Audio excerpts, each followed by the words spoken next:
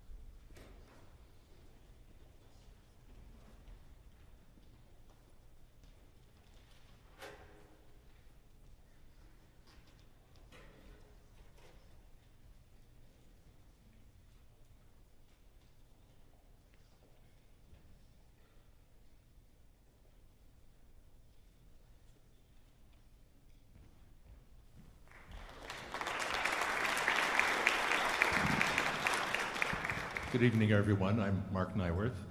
Dr. Hellman asked me to say a few words probably because I've known Bill Montgomery longer than any of the other faculty here. And I'd also like to announce that we will be premiering his piano concerto on April 30th. I hope you can all come. This is the last piece he wrote, and he dedicated to me a year and a half ago, or no, yeah, and anyway, it's quite an interesting piece, and I'm really thrilled to be able to premiere it, and so I hope you all can come. You know, when Bill passed away, a few days after that, I had a really sleepless night, and I was tossing and turning, and I thought, you know, I've got to get up and write. I'm an avid journal writer, so I got up at 3 in the morning and I started writing, and then I ended up posting it on Facebook, and I would like to read it to you now, so bear with me, please. This is Homage to Bill Montgomery, August 2024. The angel of Bill Montgomery came into my life when he was just a boy, 9 years old. Soon after we started piano lessons, he had to be whisked away to Primary Children's Hospital in Salt Lake City for one of his many heart operations and procedures. I decided to make the trip to visit him, but since I'm not a family member, it was challenging to gain admittance into the intensive care unit. Finally, I begged. I said, "But I'm his piano teacher." And they let me in. So not knowing what to expect, I gingerly approached his gurney. There was a little Buddha, so calm and wise and quiet, with tubes coming into him and going out of him, his lips purple. He looked at me and his eyes lit up as much as they could under his condition. I made some small talk because who knows what to say to a young someone in that condition. After a while, I even got him to laugh. Then I said, "Bill, you have gone through more than anyone you know your age. You will not be able to describe and make anyone realize what you've been through. You will have wisdom that no one ever will be able to understand." More than 30 years later, he told me that he remembered that visit practically verbatim when I went to visit him last June after his heart-liver transplant. When he was about 14, after he'd returned to his previous teacher, he attended our music camp at Idaho State University. I noticed that he had a fairly profound problem with sight-reading music, even though he could play the piano quite well by memory and with some degree of maturity. He expressed interest in taking lessons with me again in the fall, so when we started lessons again, I noticed that he could sight-read fairly fluently only 3 months after music camp. "Bill, what happened? You're sight-reading really well. Why?" He said, "Well, it dawned on me how important it is, so I figured out how to do it." And we all know that learning to sight read music is a years-long process, and it was at that moment I realized Bill was no ordinary student. Knowing his history of profound heart issues from infancy and knowing that modern medicine made his life even possible, I consider people who have gone through such miraculous surgeries as angels on earth. They've not had to move on to another world as a result of the fortunate time we live in. Even 50 years ago, Bill probably would not have been able to be with us for very long. Every time I encountered Bill, to me he had an aura around him, a halo, as it were. To him, life was usual, if frightening, not knowing at any moment if his heart could turn on him or just stop. And obviously, he learned to be patient and brave with every turn of events in and out of hospitals many times. I cannot begin to imagine the doubt, the terror, the pain, the constant turmoil he must have gone through. But he kept going and going. And through it all, he was always cheerful. Go figure. During the years he studied piano with me, I was always amazed at the sound he got from the piano. I always said that he could make any piano sound like a Steinway, and I have no idea how he conceived music to get such a gorgeous sound. On some level, I attributed it to his otherworldly experience of being here on borrowed time. Years later, when he was a student at ISU, and even later when he returned to serve on the ISU faculty, I would see him in the back of the percussion section of the symphonic band or orchestra with his big stature and his red eyeglasses shining at us. I always thought it remarkable that he was such a passionate percussionist with a heart that may not keep the same beat that his mind dictated, or vice versa. But he was always there, right on the beat, nonetheless. A year ago, last January, I went to see him a couple of weeks after he had been admitted to the University of Utah Medical Center. At that point, he would have had to wait for 2 long months before a suitable heart-liver donor became available. He was still the Bill I always knew, with the same aura, the same glow. At that point, we both had all the hopes in the world that he would pull through and go on with a new and productive life. The next 7 months were a monumental trial for the man who had an iron will and a passion for life and for music. The last and third time I visited him, I took his hands, cursing the fact that I had to have latex gloves in the ICU, and I told him with all my heart, Bill, I'm a very healthy 67-year-old man. I have many good years ahead of me, but I would give you more than 10 years of my life if you could go on. So when it seems like you can't stand it anymore and want to give up, just think of me and I will send you all my healing vibes anytime you need it. I love you, Bill Montgomery. I've always loved you. Thank you, Bill, for all you have given to me and to the world.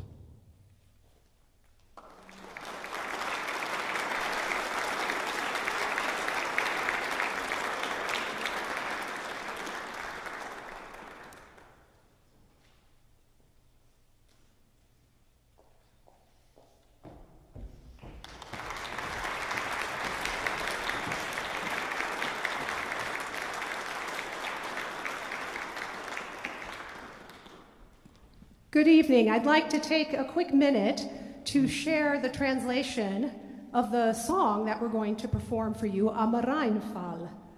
Am Rheinfall is a poem by Edward Mürike, a German romantic poet.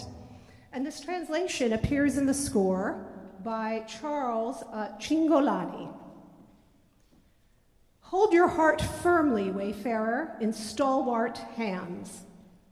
My own hands, trembling with emotion, almost let go. Relentless thundering masses thrown into thundering masses, whither shall eye and ear seek shelter in such tumult? Truly, a giant would not hear his own cry of fury. Here were he lying, fallen from the sky, cramped under a rock. Vaulting steeds of gods, one up over the other's back, plunged downward, scattering silver manes about. Gorgeous bodies, countless in pursuit, never the same, yet ever the same. Who will see this to the end? Suddenly fright pervades your breast, and while you ponder, the heavenly vault crashes down upon your head with thunder.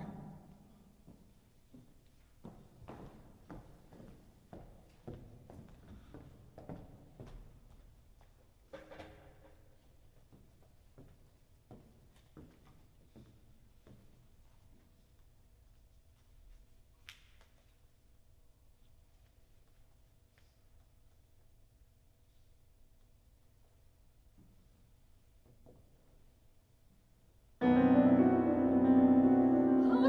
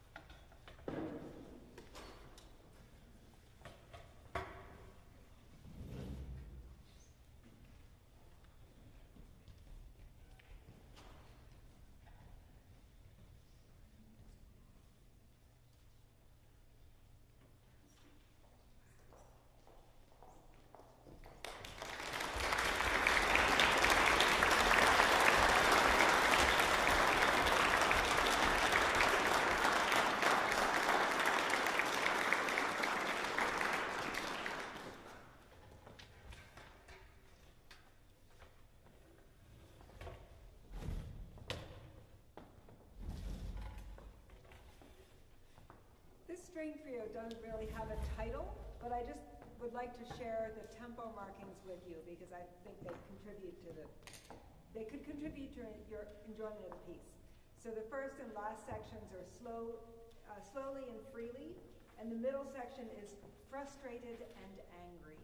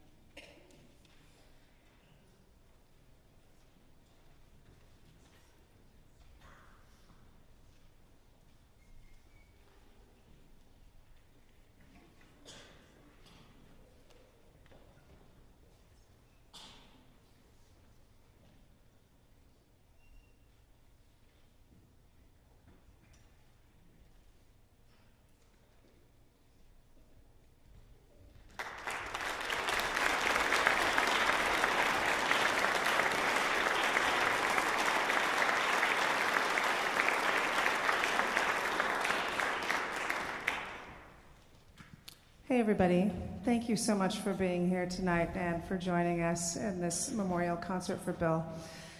We are so proud and so grateful that you've decided to join us. Just as the program states, we indeed are all playing saxophones tonight. And I think Bill would have definitely chuckled at that. I'd like to invite you all to stick around after this last piece here. After we perform, there's a nice dessert reception in the rotunda. So please feel free to join us there. Thank you.